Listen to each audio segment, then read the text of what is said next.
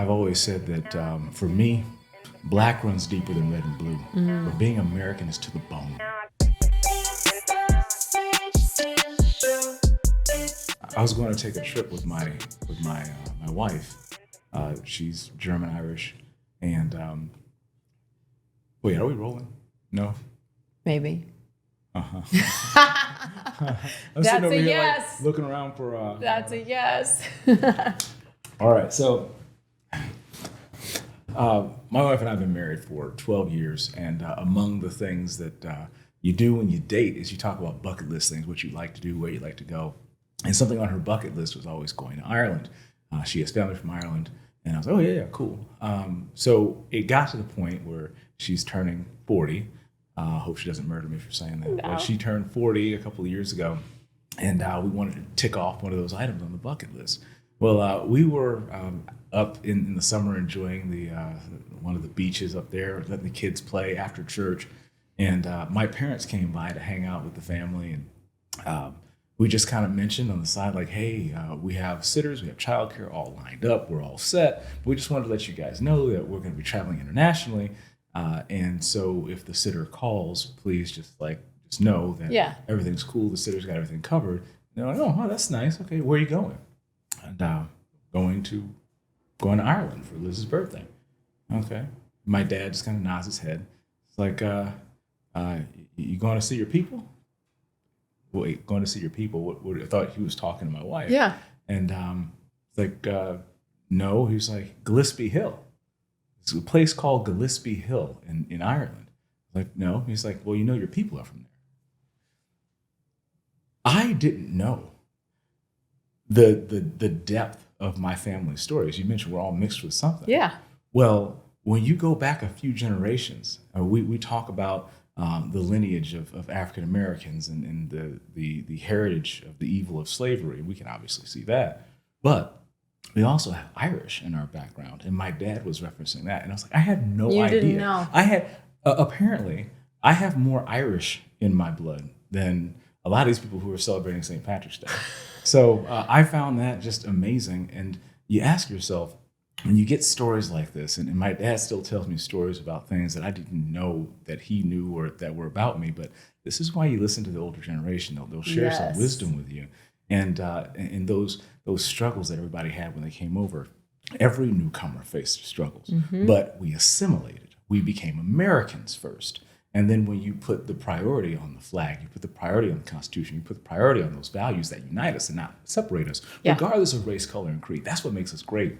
The coolest thing that I can think about, the images of Americans walking down tracks during opening day ceremonies at the Olympics. And you look at the Japanese, you look at the Russians, you look at Chinese, you look at African nations, you look all around and they look like what you would expect that nation to look like. But when you look at America, everybody's wearing red, white, and blue, and they're every shade of the rainbow from skin color, but we're all on the same team. Yes. I wish we would remember that. I know.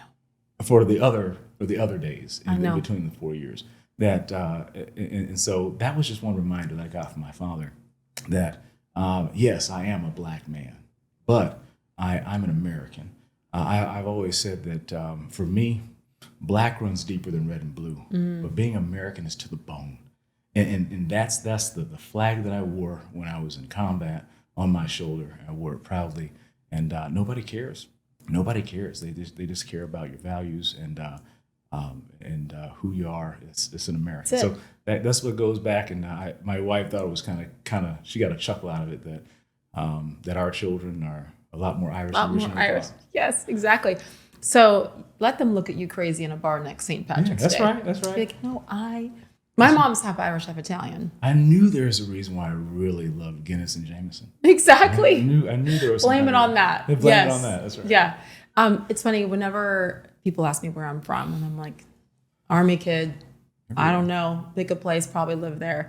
I think that's what the most beautiful part about growing up as a military kid is that it truly doesn't matter what you look like. And it sounds cliche, like I don't see color, but we didn't, because that's not what the military is about.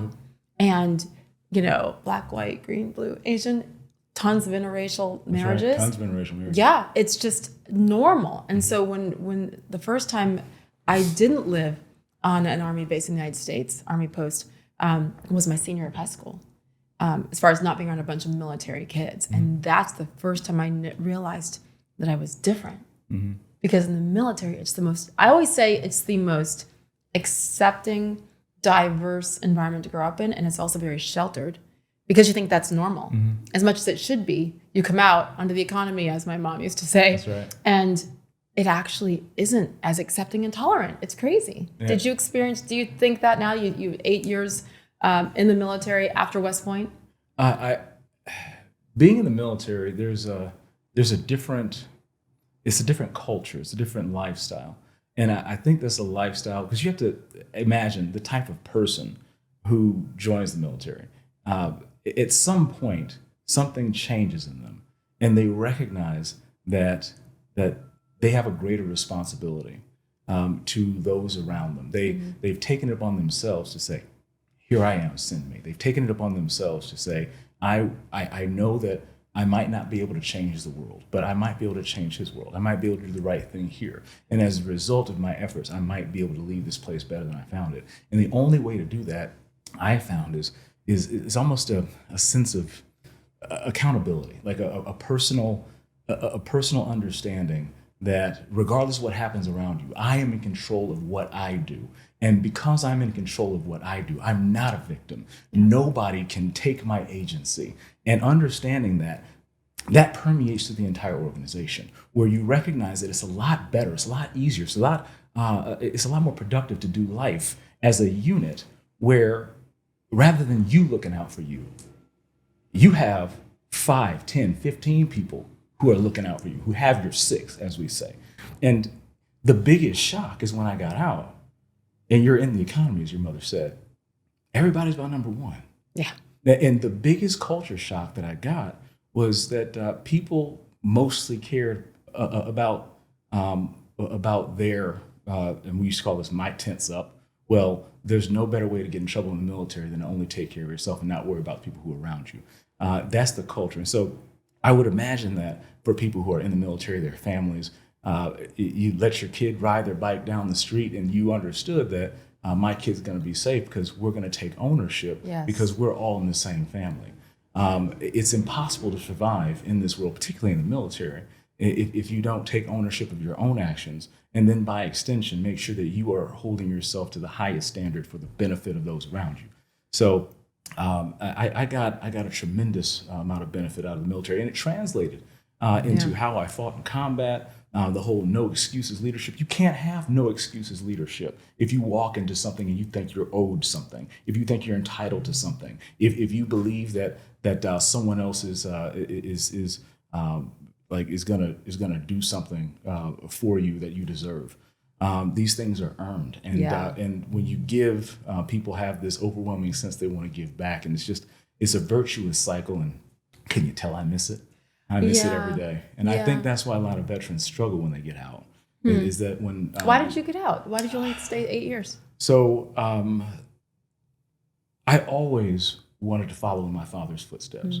And my father's a military veteran. He was born in 1941 in the Jim Crow South, lived directly across the street from Mississippi State University, but couldn't go there because he was black, which is kind of nuts now when you look back at it.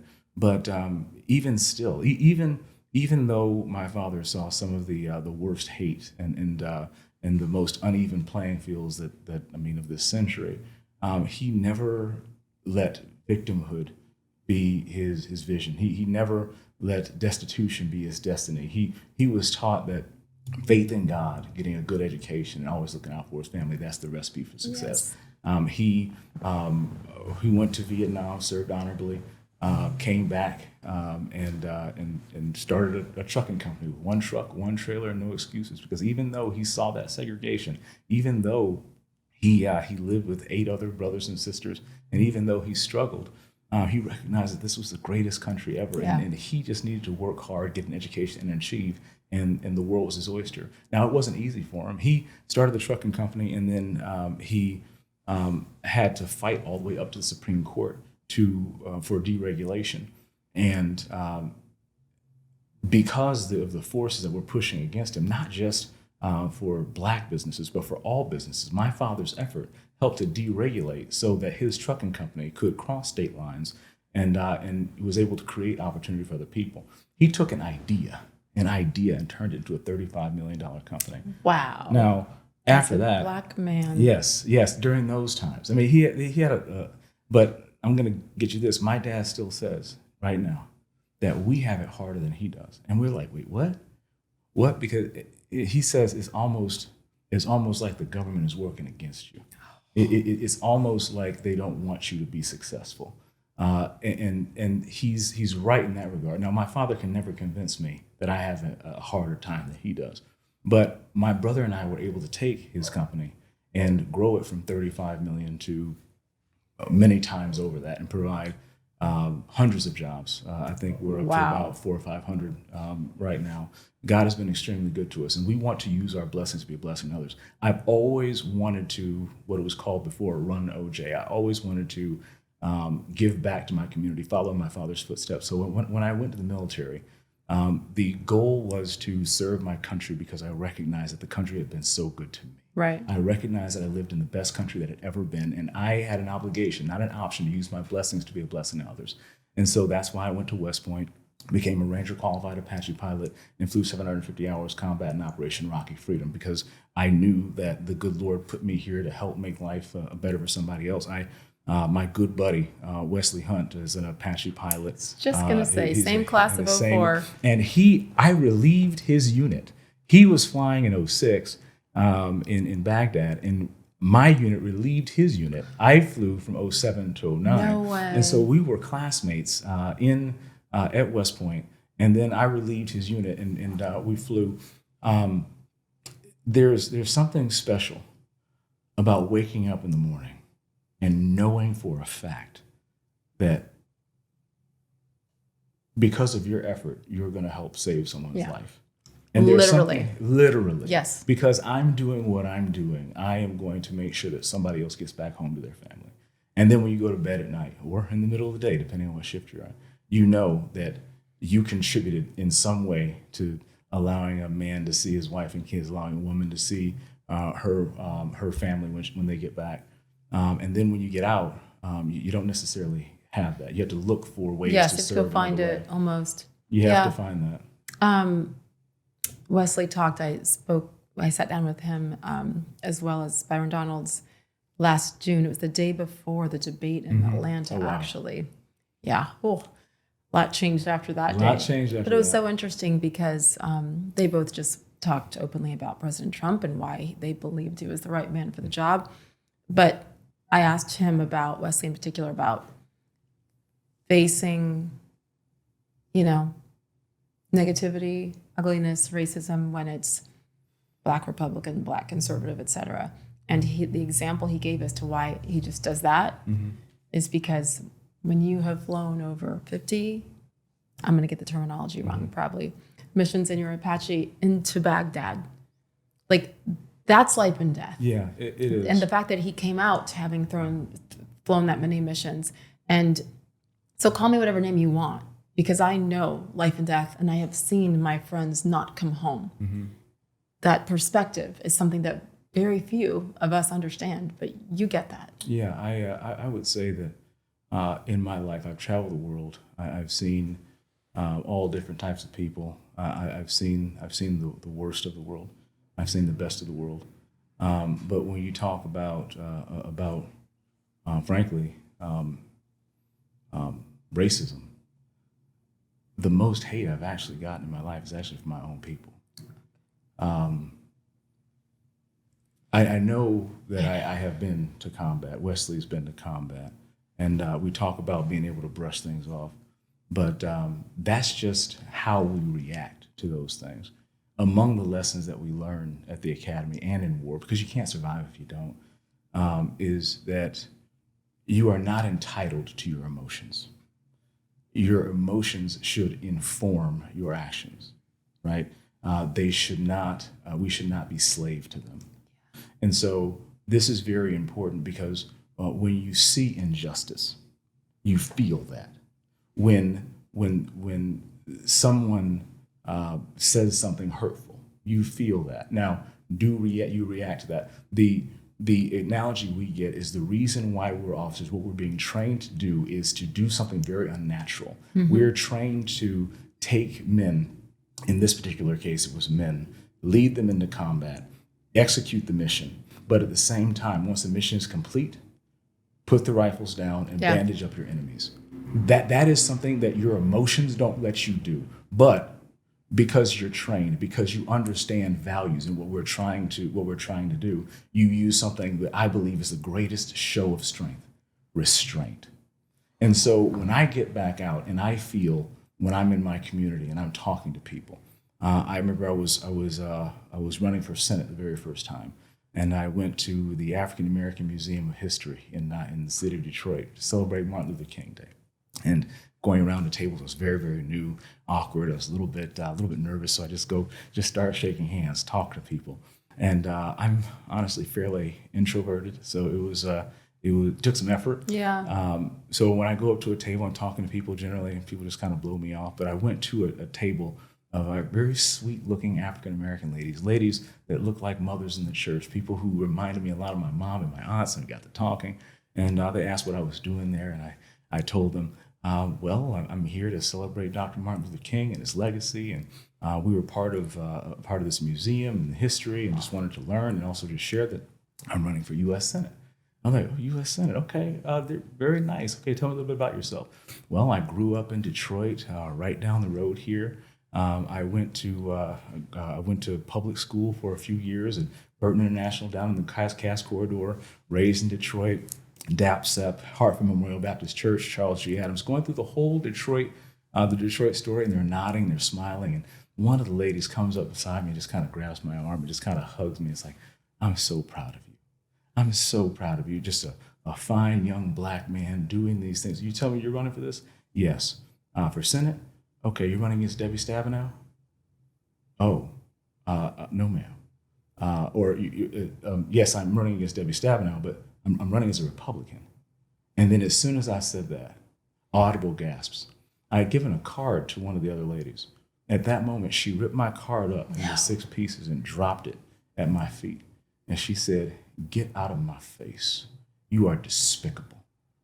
You are nothing to me. Get out. You don't deserve to be here." You know what I said? I said, "Yes, ma'am. Have a good day." Later on during that same campaign, I actually went to go visit my church.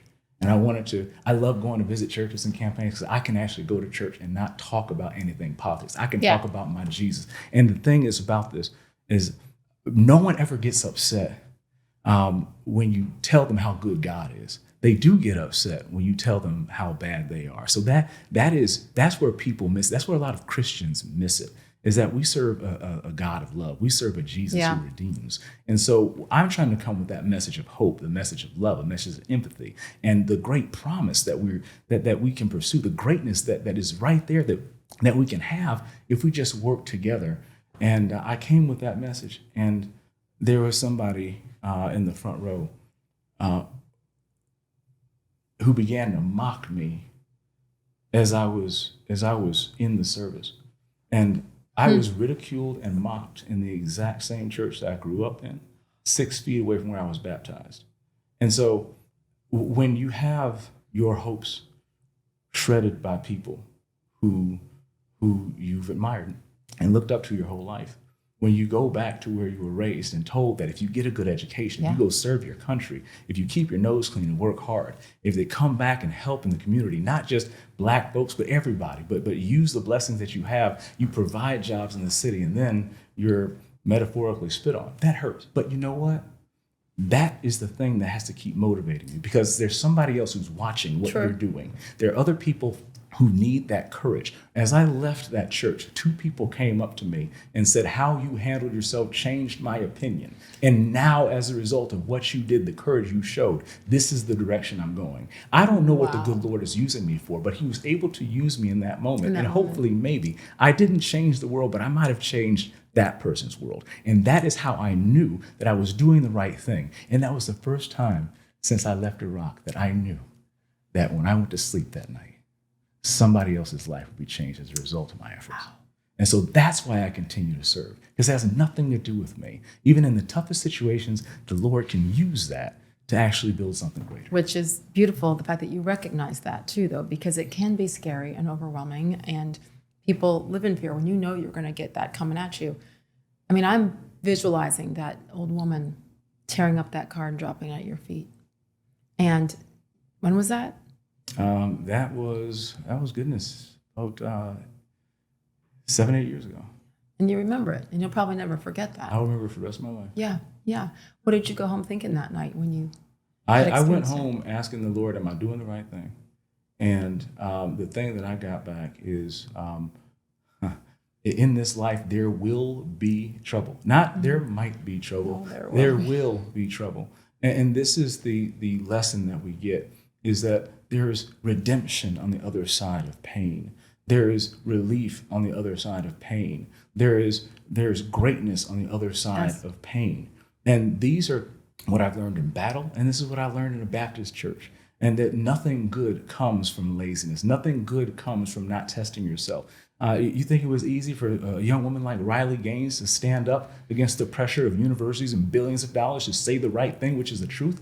The truth needs to be spoken, regardless of what the consequences might be. And she's done it. That's a great example. And as a result, other people have been able to state the truth. This is how you start these things. And this is not about me, but as a result of that, there have been people who believe that I can trust that guy to do and say the right things because he's willing to put himself in an uncomfortable situation and leave his family to do it. And so this isn't about me. This is what I was talking about in the military. Being able to put service before self, that's a part of a culture that we need to bring back. And that's why I'm so excited to continue my service as governor of the state of Michigan. Yeah, I mean, courage begets courage, right? We'd hope so, When you talk about Riley. And I think just in general with people speaking up, it shouldn't take courage for a Black man to run for Senate. Or a woman, of course. We've evolved in many ways, but there are still that. Like when you, I'm gonna take you back because when you said that you've never experienced more hatred than from your own people, that hit me because I've said that for years as well. And as tough as everybody is, we're still human. Mm-hmm.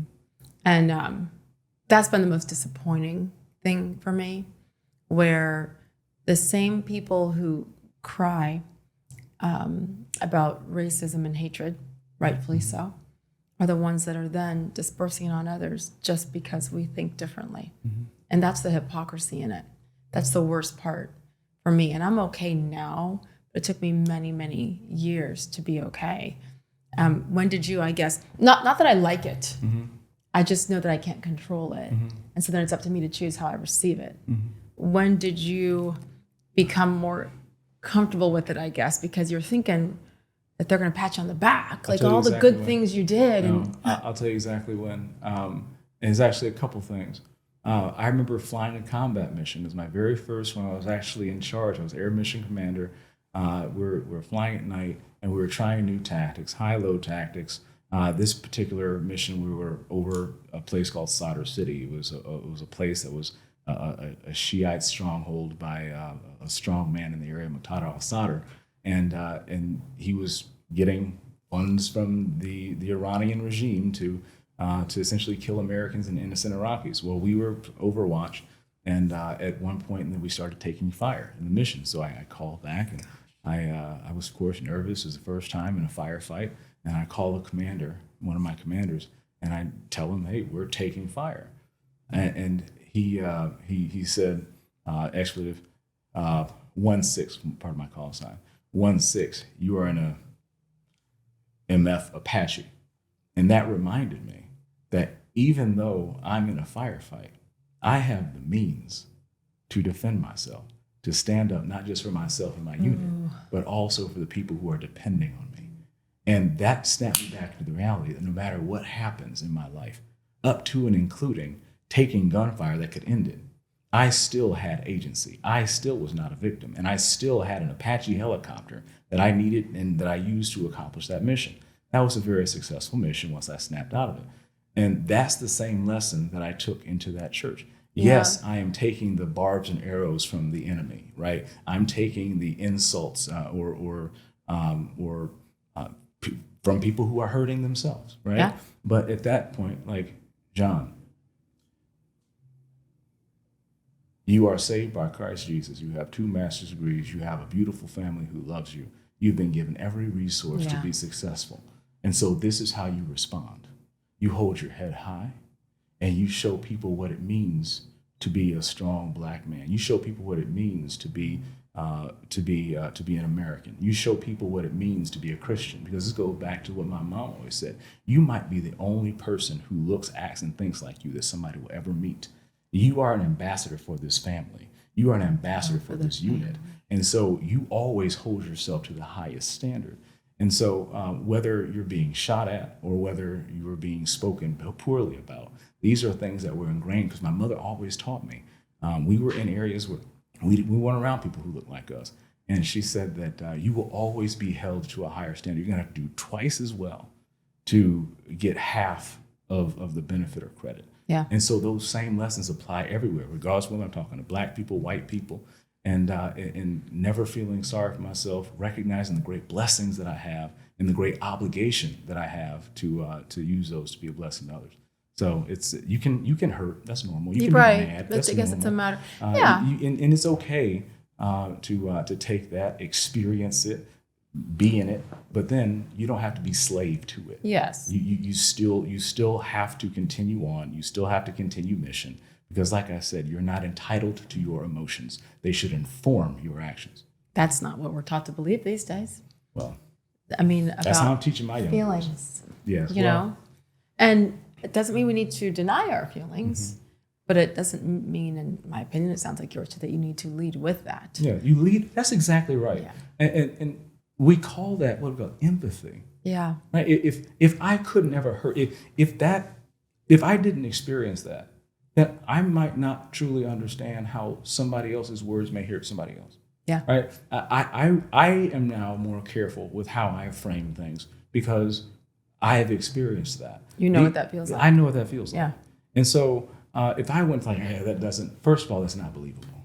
Mm-hmm. Second of all, I think that people get it, because everybody's been hurt, right? But now, I mean, every hero that we ever are taught to emulate, that we stand up like folks like Dr. Carson and folks that, our president, President Trump, they tried to kill the man. And Donald Trump still says, I love America, and I'm still willing to serve. A bullet grazed that man's head, and he still continued the fight. The easiest thing for a billionaire with a beautiful wife and 5 successful kids, all of whom love him, would be not to do this. Do you think that hurt his feelings that they were trying to kill him, despite him giving everything up to and including his life? I'm sure he did, but that's an example, if the left cared to actually listen, of empathy. Yes. He's showing great empathy, that he recognized that there are people suffering every single day that don't have the platform that he has. Right. And he recognizes that he has to fight, because there's somebody else that can't fight for themselves. There's somebody else who can't stand for themselves. There's someone else who can't speak for themselves. And that's why he's putting his life on the line. And we have that same obligation. We talk about the courage that we show and somebody else seeing it. I see so many people around the country and around the world, even if you don't agree with them, who are inspired by his courage. Yes. And the example that sets. He's showing the same thing that I've been talking about, the people who serve in the military. What I'm doing is not special. I just think it's the way people used to do things. Yes. I guess it's not special, but it's crucial. It is. And for it to become more mainstream for people who look like us to be like, yeah, I'm not afraid to talk about it. I'm out of the closet now. Yeah. It's okay. Oh my goodness, out of the closet. You just nailed it. I think I've literally said that. Yes. Because you feel like, and sorry for anybody one of my best friends is a gay conservative. And she's been through it all. Mm-hmm. And she's like, hell yeah, that's what it is. Because she's like, I've come out twice now. I'm like, oh my goodness, But it's true, and there's this fear. And I think the more we do it and speak of it, the more others will feel the courage to do the same. Because I think if people really go back and look at it, as far as Black people in America are concerned, the core values of conservatism, yes, that actually aligns more with Black America than the left does. Whether it's the religion, the faith, the being against abortion. I mean, all of these things actually align more with what the majority of Black people have been taught to believe. And it's just more recently where it's gone kind of crazy. And I always go back and say, give me one city, give me some statistics in one city that shows me that you are better off now over the last 50 years of being ruled by Democrats, that you're better. And the numbers are better and that they're better off. No, they did a beautiful job making them dependent upon the government and thinking that everybody else was against them and that they're not worthy, but that they're not being given the opportunity that all of us are, when you absolutely are. You look at Dr. Carson, you look at your father. Didn't mean there's not crap along the way, but they need to see more John James out here doing it. Well, I didn't have to go far. I was really lucky.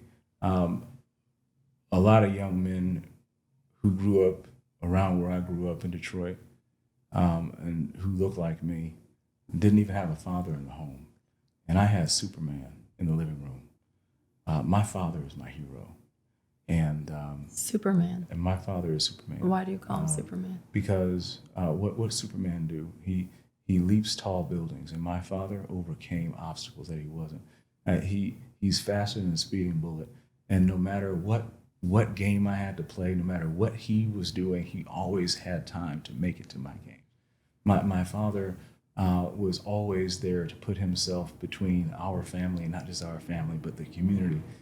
Put himself between them and things that they couldn't deal with. He was a stellar example. And so when I told my dad once that I wanted to be just like him, he looked at me and he said, "I don't want you to be like me. I want you to be better than me." And you think about that for your parents. I mean, I have young kids. John is 11, Hudson is 10, Christian is 6. All children go into this phase where they know more than their parents did. I did. I'm sure you did. If we're being honest, we all did, right? But the older I get, the smarter my parents get. And that was the one thing I look back, and one of my struggles with my father when I was growing up. I remember one of my mentors saying, "John, never forget, your father is the only man on this planet who is your biggest fan and wants you to be more successful than him." And so now I take that with my little boys, and so spending as much time away as I do. My father credits my mother with basically raising us as a single mom, even though they've been married continuously for, I think they're 47, 48 years now. Yeah. My father was all busting his tail, getting the company off the ground, and my mom had to do a lot of this by herself. So I spending a lot of time away. I don't remember the times he was away. I remember the times he was there. Even though leaving my kids so often to work and grow the business, and to serve my community. It reminds me of a time when I was leaving on a trip, and I had to leave super early in the morning. And for some reason, I forget, but it was early morning. It was still night. It was wintertime. And as I was leaving, I remember I had to go back for some reason. And so I turned back around and I looked down the hallway, and there's this little boy sitting in the middle of the hallway with his onesie on, holding his blanket, and he just was quiet. I said, "Hey, buddy," and he said, "Daddy, are you taking your big bag, or are you taking your little bag?" And I realized in that moment that as a 2-3-year-old, he couldn't tell time, but he knew that if Daddy took his small bag, he'll probably be back tonight. But if Daddy takes his big bag, he's going to be gone for a while. So even though I was late for the airport, I put down the bag. I wouldn't put him in bed. I said, "Daddy's taking his small bag." I was leaving for about 8 days. I had to buy a suit and 2 shirts because I couldn't bear to leave that house with my big bag. With the big bag. Right. And I told my father that story, and he told me a story of when I called him at the office. And he was working late. I called him at the office, and that was back when we memorized numbers. Oh, yeah. And I memorized them, and I called him. I was talking about the Pink Panther and a couple other things, and I apologized in that moment when I was telling him the story. And he said, "John, don't apologize." I was like, "Dad, you were busy. You were at work. If you were at work that late, that must mean you were busting your tail. Something was going wrong." He said, "John, it was in that moment," because he was like, "In that moment, I remember why I was working so hard."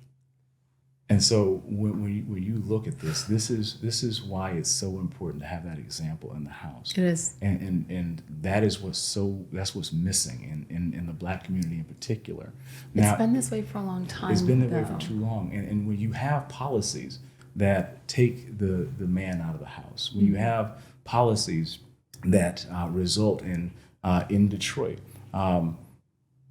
greater than 50% of the adult population of Detroit statistically is functionally illiterate. 5% of the children in the city of Detroit, 5% of the third graders in the city of Detroit can't read at grade level. When you look at all these things and how they stack up, 50% poverty. Over 50% of the adults in Detroit are considered functionally illiterate because we have been failed for so long. And this is what I'm going back with. You were talking about values, about having men in the home, about having a traditional household with our values. Both parties have failed the American people. Correct. Both parties have. But I am in the Republican Party because the party's platform aligns most closely with my economic and moral values. Yes. Both parties have failed, but I feel like aligning with the party that says that talent is evenly distributed by the Lord throughout the entire world, but opportunity is not. And when I look at the Grand Opportunity Party, the GOP, I look at the party that is more willing to trust the individual than the government. Yes. I look at a moral compass that seems to be more attuned to trusting the individual and the values that there is one truth, and that truth is immutable, that truth is inevitable, and that truth is based in the Lord. Because that's where everything originates. So these are things that align most closely, and I think those are the types of values that we call conservative values now. Yeah. But they're really American values. They're American common sense That's values. right. My parents were born and raised in the Jim Crow South. They're Democrat.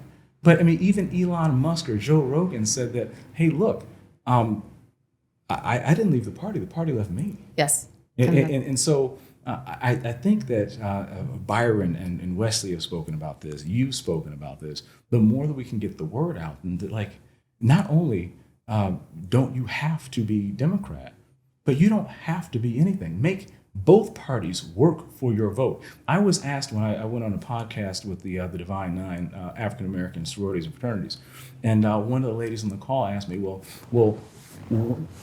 tell me why the Republican Party should be the party of African Americans. I said, neither party should be the party of African Americans. We need to make both parties work for our vote. What are you going to do for me to fix my schools? Yes. What are you going to do for me to lower my tax rate so I can get my small business up and running? What are you going to do to make my streets safer? What are you going to do to make sure that my life can be better? And the Republican Party is coming with answers.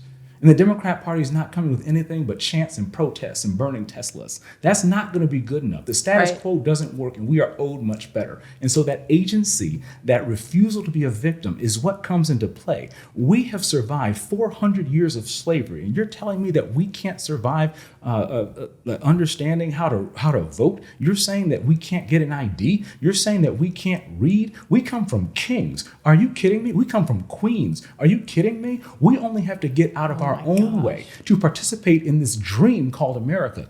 To not say that reparations are the answer, but the whole country is our birthright. And we have to recognize that, realize it, and take it. And we play within the rules until we can make them ourselves. Yes. And that is why I'm here, to show people what is possible. When you put the Lord first and you put service before self, everything is on the table.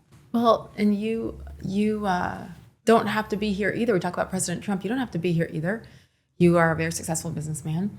But this is actually, okay, 2 failed Senate campaigns, right? Mm-hmm. Congressman John James right now, and now the run for governor. Mm-hmm. I see all those reasons why. And please, God, please, state of Michigan, let's get smart. Let's do this the right way. I am sorry, Gretchen Whitmer, and you have ruined a beautiful state in so many ways. Yes. So let's use our brains, Michigan, Let's right? use our brains. Yes. But there's cost to this. Mm-hmm. And I'm not talking about financial costs. Mm-hmm. I'm talking about time and energy. And I liken you a little bit to President Trump in that way because he doesn't have to do it either. No, he doesn't. He has all the money in the world. He's accomplished so much.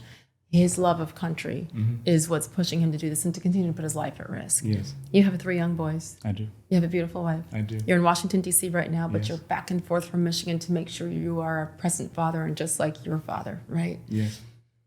So It's a lot. it's a lot. It's a lot. And you want this anyway. Okay, so want and willing are 2 completely different things. Well, apparently it's both. Want and willing are 2 completely different things. Sage, I couldn't sleep. I when I first got into this, the Lord has a wonderful way of speaking to you if you listen. And most oftentimes, you know it's His will if it's very inconvenient. And so I couldn't sleep. I knew that I had been given so much, but he wanted more. And the more that He wanted was for me to do everything I could to help serve in my community the way I served my country. I did run for Senate. Even though with marijuana on the ballot, I outperformed the top of the ticket by 3 points. Even though the next time, coming out of COVID, I outperformed the top of the ticket by a point. Even though I fell short, that is no reason to give up. Why do you think you fell short? I fell short for a number of reasons, but without pointing fingers, using my thumbs, I say that the reason I fell short the second time is because I couldn't campaign. Gretchen Whitmer shut down the state. She closed churches. She masked and mandatory vaccinated children.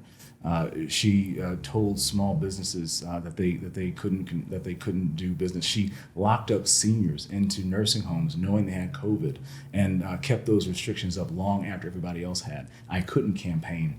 I couldn't go out and shake people's hands. I couldn't look them in the eye. I couldn't share my story. I couldn't listen to theirs. And so when you get into a situation where people desperately need leadership, they want to look you in the eye. And I wasn't able to do that for a year.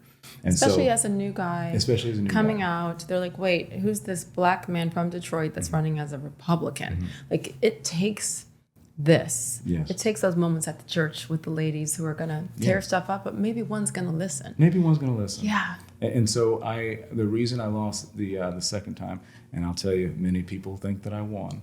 And there's a couple cases we might get into, but that'll be for later.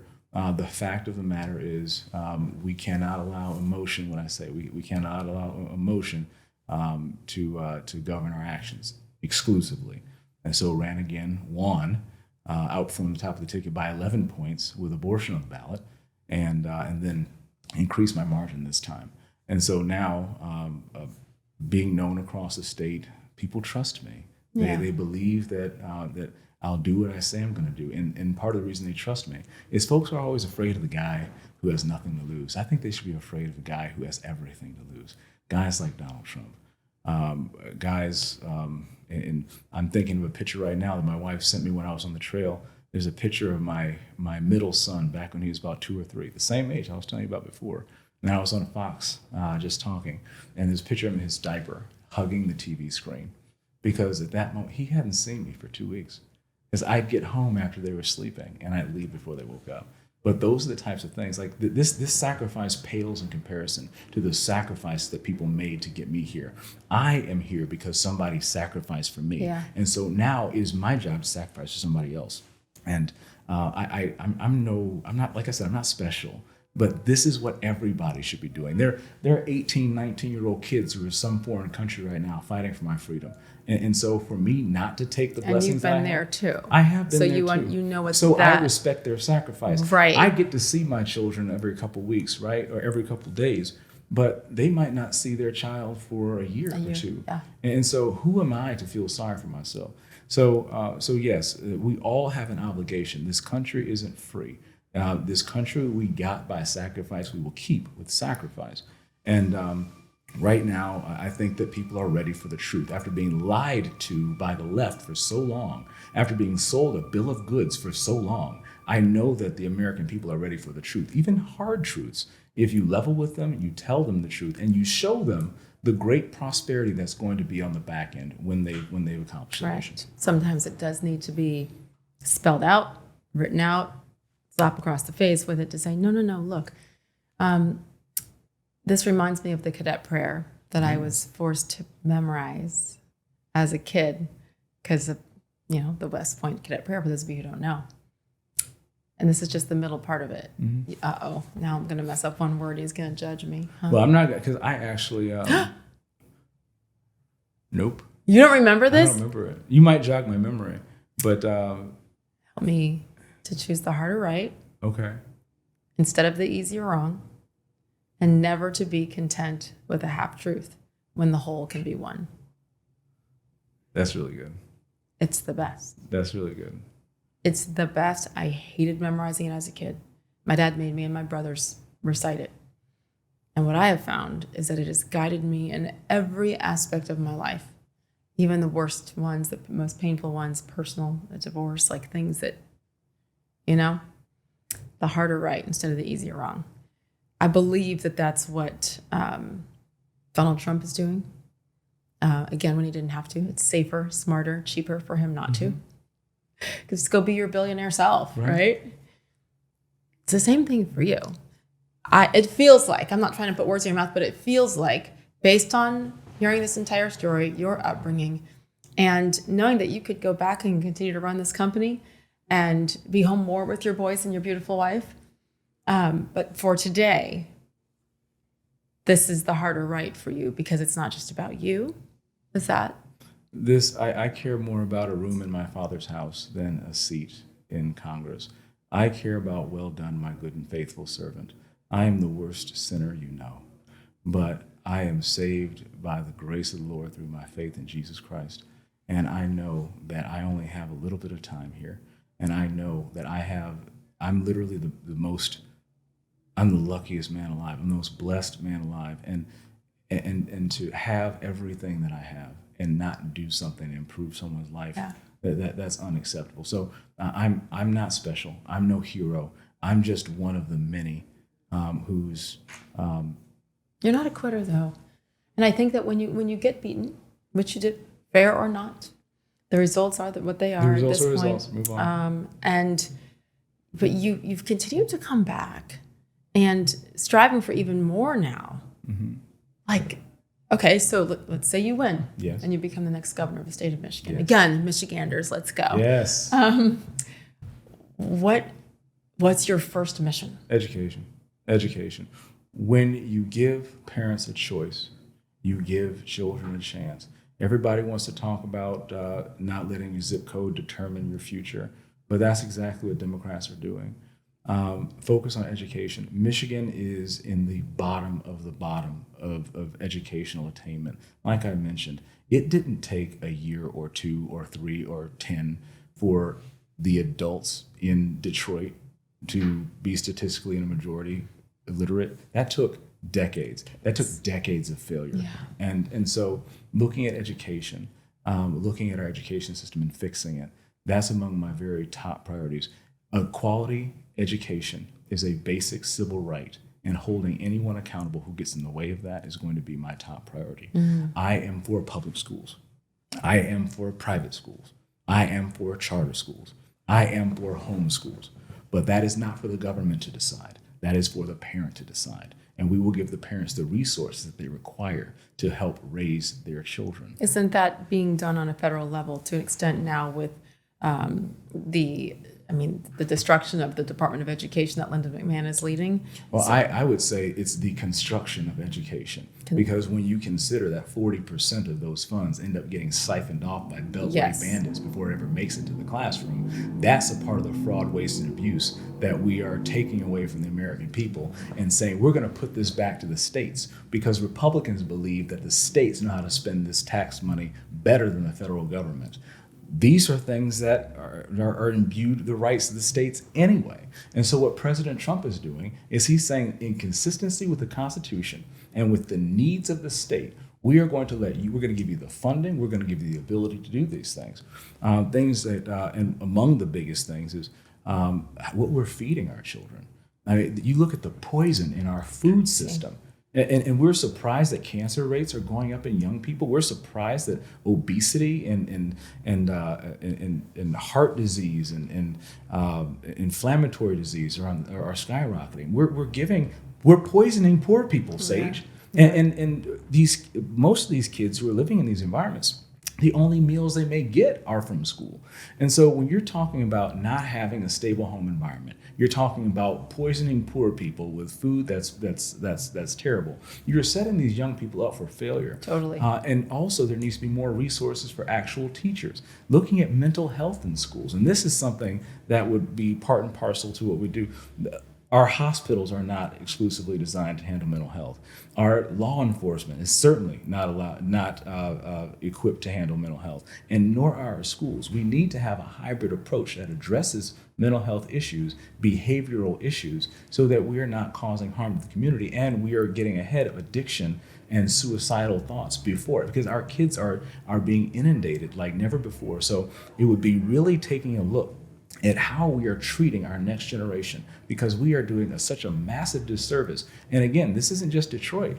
This is rural Michigan. This is rural America too. Yeah. When you look at the addiction issues, when you look at the a lot of the some of the socioeconomic issues, these are things that we must address. So education, mental health, and then also the business environment in Michigan. President Trump is doing his part to bring economic opportunity back. But in the state of Michigan, we've lost 300,000 automotive jobs in the past 30 years. And just in the past 5 years, under Biden's EV mandates, Michigan itself has lost 45,000 automotive jobs. And we're also facing an uphill climb, and they want to talk about tariffs. Well, actually, we just had a delay in the market. You see the market today? Yeah. The market. I did, because I've seen it the last week or so, and I look. I tell everybody, let Trump cook, y'all. He knows what he's doing. So these are the types of things that we see, that prosperity is on the heels of Republican leadership, and really making Michigan a place that it's you can raise a family, you can do business, you can be prosperous, and you have a government that works for you, not the other way around. These are just basic things. And how about a leader that isn't shoving crazy ideologies down their throats either? Wasn't it Gretchen Whitmer that did see, now it's coming to me at the last second, that kind of inappropriate ad? Oh my gosh. Right? Was that an ad? It was which one? Part of a social, which one? Something with social media, and it was with another woman. They were dressed up. Yeah. What was that? Am I crazy? So no, you're not crazy. That was crazy. I think they were mocking the Eucharist. That's what it was. Yes, it was so offensive. I mean, and the other one was wearing rainbows and like such. It's the body of Christ. It's the body of Christ, and they were mocking. They were mocking the Eucharist. That's scary. It's evil. It is absolutely evil. You said it. It's mocking. I mean, that is. If you look at something that would make the devil laugh, mocking the Eucharist would be one of them. I just wonder what the hell her goal was with that. Are there not, Christian men and women in Michigan and Catholics who consider that, yes, the body of Christ? Like, what's the win there? I'm not asking you to answer that question, but I think that's what's shocking to me, is that maybe just the bravado and the ego that she's gotten to, and others, to believe that that's okay. And those people who do believe that don't matter to her, do they not matter? Like that, it's nuts. When was the last time there was a Republican governor in Michigan? So this is really actually a fun fact about Michigan. This is a deep cut here, but by 2026, Michigan will have had 40 years of Republican governors and only 24 years of Democrat governors. Since 1983, Michigan has flip-flopped governors. Democrat Blanchard, about 8 years, followed by 12 years of Republican John Engler, followed by 8 years of Democrat Jennifer Granholm, followed by 8 years of, did I say 8 years Granholm? Okay, 8 years Granholm, 8 years of Snyder, Republican, and it will be 8 years of Whitmer. Every time a Democrat breaks something in Michigan, Michiganders call on a Republican to fix it. Yeah. And so now we are on the back end of that cycle. Everyone always talks about the party in power is always tough in midterm. I say, I agree. And right now the party in power in Michigan is the Democrat Party. And also you have the Democrat mayor of Detroit, who is running as an independent. This man was the first to endorse Kamala Harris and help Joe Biden, whose campaign was part of covering up President Biden's cognitive decline. And now, after 40 years being a Democrat, he wants to convince the rest of the state that, oh no, I'm a straight shooter now. We'll put that to the test. So we have a golden opportunity in the state of Michigan to get out of our own way and to make sure we have somebody at the top of the ticket, not only who can win, but has the combat experience, the business experience, and also, frankly, the relationship with the administration to be able to execute on a lot of these things that we desperately need right now. Can you take me back to the combat part for one moment? Yeah. Because to me, it is essential. You know, I've always said I think all kids need at least a boot camp when they're 18. Mm-hmm. You know, give me 6-8 weeks and teach them about true leadership and the teamwork aspect that I don't think people are taught as much anymore. That it used to be, even on the playground back in the day, you know. The tough times that you are forced to push through. Mm-hmm. You have no choice when your life is on the line and the life of others. Mm-hmm. Is there a time or a moment or a story that you can share to give people perspective? And listen, were there life and death moments? Mm-hmm. Were there moments where you were afraid that you wouldn't see your Superman again? So there's a couple questions there, but I can tell you, at least in my experience, when the bullets are flying, you are not thinking about yourself. The only thing going through your mind is mission first, people always. When you're saying, what's the most important? That's right, both. You have to accomplish the mission first, but you always have to consider people. If you accomplish the mission, you are taking care of the people, but you can't do it without accomplishing the mission. You have to do both. There is, and that translates to life, because in business, I don't get to choose whether or not I serve my customers or my employees or my shareholders. I have to do both. Mission first, people always. As a congressman, I don't get to choose whether or not I'm a good father or a good congressman. I have to do both. And these are things that are super important. And one of the things that I did take with me is on one occasion, one mission that does pop up is we were flying and we were talking about this mission, and I looked over to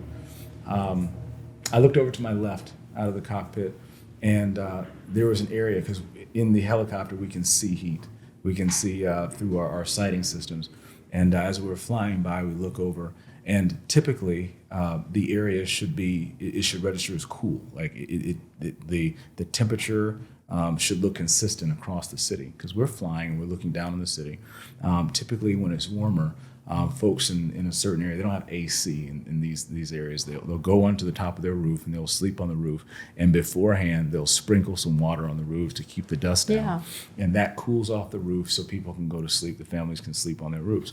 Now, on one particular mission, we're flying and we look over, and because we can see heat, we see one section of the city that is lit up like a Christmas tree, and that was extremely odd given our experience in the area. One of my co-pilots mentioned, "Hey, sir, that looks odd. We should probably check it out." As we turn our aircraft in that direction and go check it out, we get told by our tactical operations center to tune our radio to a particular ground force. And so as soon as we turn it up, we hear gunfire on the other end and people screaming. And so let me back up a couple of years. Beforehand, I'm a Ranger-qualified Apache pilot. I leave West Point and go to Ranger school because the Army was trying this new thing called air-to-ground integration. And they let Apache pilots, helicopter pilots, go to Ranger school so that we could kind of understand boots on the ground. On one particular mission where I was a squad leader on this Ranger lane, we were taking simulated artillery fire and gunfire. We were being ambushed. And I remember being in that situation and looking up and seeing a tree. And it was nighttime, and all I could see was a tree. And I had my unit scattered everywhere, and I didn't know what to do. I failed that mission. I ended up recycling binning phase, and then later on learning from that mission and going all the way straight through Ranger school and graduating. Now, fast forward back to the firefight in Iraq. When I tuned up the radio, there was probably a young E4 specialist or corporal He told me that his unit has gotten hit by an IED. That same area that was lit up like a Christmas tree, the reason it was lit up is because the people in the area knew there was an attack coming, and they buttoned up all their houses and they didn't go on the roof because they knew there was an attack coming. They didn't know that. And so they went through this dangerous area. They were ambushed and they were cut off. But because we were in the area and because of the training that I got, because I understood that when I was in this simulated firefight, that all I could see was a tree. I understood that from his perspective, I needed to, rather than me starting big and going small, I needed to work small and go larger. And so while I was talking to this guy who's lost his squad leader, probably lost his platoon leader, he was in the middle of a place he didn't know he was going to go home, I was able to walk him through, okay, what do you see? He said, a bongo truck, white bongo truck. Now, it's nighttime, and there are white little mini pickup trucks everywhere. Okay, so where are you? He was able to use the shape of Solder City, which is shaped like a baseball diamond. And he said, we are about a half a click, I believe it was west of second base. Okay, half a click west of second base. You see a cemetery? Yes, there's a cemetery about 50 meters to our north. Roger. And so now, because we're able to move from the bongo truck to the baseball diamond, to the cemetery, I'm able to get his location. At that particular point, we're able to get his location, move in that direction, and we were able to neutralize the enemy within a few minutes. That would not have happened if I did not understand what it was like on the ground. Yes. And because I was an Apache with the resources and munitions to bring to the fight what he was not able to do, that was something that helped me then. In this case now, in Congress, I have the resources to bring to the fight resources that people on the ground don't have for themselves. I can bring bills that will improve lives. I can bring bills that are fighting for seniors, protecting Medicare and Social Security last year.